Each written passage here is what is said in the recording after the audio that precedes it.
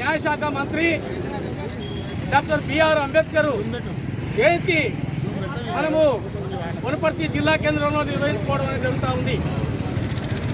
ఈరోజు సిఐటియు ఒక లక్ష్యంతో పనిచేయడం జరుగుతూ ఉంది.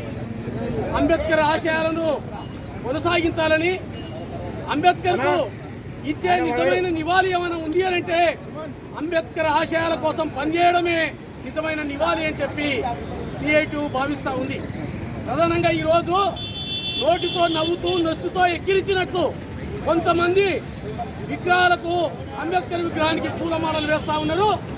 అంబేద్కర్ యొక్క రాసిన రాజ్యాంగాన్ని రద్దు చేస్తామని చెప్పి ఈరోజు చెప్తా ఉన్నారు. ఈయన చెప్తాడు, అరవింద్ అదే మన ఈ బీజేపీ పార్లమెంటు సభ్యుడు సంబంధించి కరీంనగర్ నిజామాబాద్ ఎంపీ అంటాడు. ఆయన ఏమంటాడంటే, ఒకటే 400 సీట్లు మాకు ఇవ్వండి, ఎంపీ సీట్లు, భారత రాజ్యాంగాన్ని రద్దు చేస్తాం, మాకు అవకాశం ఇవ్వండి అని అడుగుతున్నాడు. కర్ణాటక మంత్రి అంటాడు, బీజేపీ మంత్రి, ఈ రాజ్యాంగం కాదు మన రాజ్యాంగం, అసలైన రాజ్యాంగం, భారత రాజ్యాంగానికి ముందు ఉన్నది మన ప్రాచీన రాజ్యాంగం, అదే మనుధర్మ శాస్త్రం, ఆ మనుధర్మ శాస్త్రాన్ని అమలు చేస్తాం, మాకు 400 సీట్లు ఇవ్వండి అని అడుగుతున్నాడు.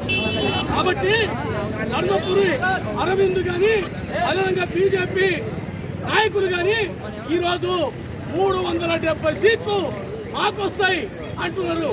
ఎట్లనంటే 370 ఆర్టికల్ రద్దు చేసిండ్రు కాబట్టి 370 ఆర్టికల్ మేము రద్దు చేస్తాం కాబట్టి మాకు 370 సీట్లు ఇవ్వండి, మిగతా 30 సీట్లు ఎన్డీఏ కూటమికి ఇవ్వండి, మొత్తం కలిపితే 400 సీట్లు ఇస్తే మేము ఖచ్చితంగా ఈ దేశ రాజ్యాంగాన్ని తుదముట్టిస్తాం, ఈ ప్రజాస్వామ్యాన్ని లేకుండా చేస్తాం, నియంతృత్వాన్ని అమలు చేస్తాం, అదేవిధంగా మహిళలపై అత్యాచారాలు, ఘోరాలు, నేరాలు ఈ రోజు ఎట్లా జరుగుతున్నారో ఆ పద్ధతిలో జరుగుతామని చెప్పి ఈరోజు బీజేపీ ఆ పద్ధతిలో కంటాపదంగా చెప్తున్న పరిస్థితి ఉంది.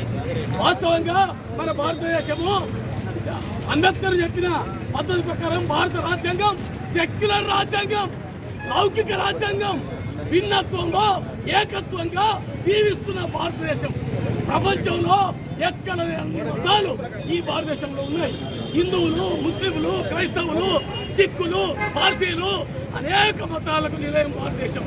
కానీ ఈ భారతదేశాన్ని హిందూ ఉన్మాద రాజ్యంగా మార్చాలని చూస్తా ఉన్నారు. వాస్తవంగా పాకిస్తాన్ కానీ మిగతా మత రాజ్యాలు ఏమీ అభివృద్ధి కాలేదు, మొత్తం ఓడికోడు కొట్టుకొని చస్తా ఉన్నారు తప్ప అభివృద్ధి లేదు. కాబట్టి మన భారత రాజ్యాంగాన్ని సంబంధించి రద్దు చేసి దీన్ని కూడా ఒక మత రాజ్యాంగం మార్చాలని కుట్ర పలుతున్నారు. దీనికి వ్యతిరేకంగా మనం ఆలోచన చేయాలి. ఇప్పుడు రాబోయేది పార్లమెంటు ఎన్నికలు. ఈరోజు గోబెల్స్ ప్రచారం చేస్తున్నారు. ఒక గోబెల్స్ ప్రచారం అంటే హిట్లర్ మంత్రివర్గంలో ఒక అతను గోబెల్ అనే పేరు 100 సార్లు ఒక అబద్ధాన్ని చెప్తే అది నిజమైపోతుంది అని చెప్పి వాళ్ళ సిద్ధాంతం. అందుకోసం 400 సీట్లు అంటున్నారు. మీరు చూడండి, ఉత్తర భారతంలో కూడా మొత్తం ఖాళీ అయిపోతుంది, ఎన్డీఏ కూటమి సీట్లు పెంచుతుంది. కాబట్టి రాబోయేది ఎన్డీఏ కూటమి అధికారంలోకి వస్తుంది తప్ప ఇండియా కూటమి అధికారంలోకి వస్తుంది తప్ప ఎన్డీఏ కూటమి కాదు. కాబట్టి ఇండియా కూటమి రావడం అనేది మన అవసరం. భారత రాజ్యాంగాన్ని నిలబెట్టుకోవడం, ప్రజాస్వామ్యాన్ని కాపాడుకోవడం, నియంతృత్వానికి వ్యతిరేకంగా నిలబడడం అని తెలియజేస్తున్నాం. అట్రాంతరానికి వ్యతిరేకంగా పోరాడమే ఈ అంబేద్కర్కి ఇచ్చే నిజమైన నివాళి అని చెప్పి తెలియజేస్తూ ఉన్నాం. కొంతమంది అంటున్నారు, అంబేద్కర్ ఒక్కడైనా భారత రాజ్యాంగాన్ని రాసింది, 288 మంది ఉన్నారు భారత రాజ్యాంగాన్ని రాసిన వాళ్ళు అంటున్నారు. వాస్తవంగా 288 మంది ఉన్నా, సభ్యులున్నా, కీలక పాత్ర పోషించింది ఎవరు అంటే ఎవరు చెప్పిండు. అనేక మంది ఆ రాజ్యాంగ నిపుణుల కమిటీలో ఉన్నలు కూడా చెప్పిండ్రు. అంబేద్కర్ యొక్క కృషి వల్ల ఈ రాజ్యాంగం సాధ్యమైందని చెప్పింది. కాబట్టి ఈ రాజ్యాంగాన్ని రద్దు చేసేదానికి కుట్రపడుతున్నారు. మనుధర్మ శాస్త్రాల కోసం ప్రయత్నం చేస్తున్నారు. ప్రభుత్వ రంగాన్ని మొత్తం నిర్వీర్యం చేసి ప్రైవేటు పెట్టుబడిదారులకు అమ్ముకొని ఈ భారత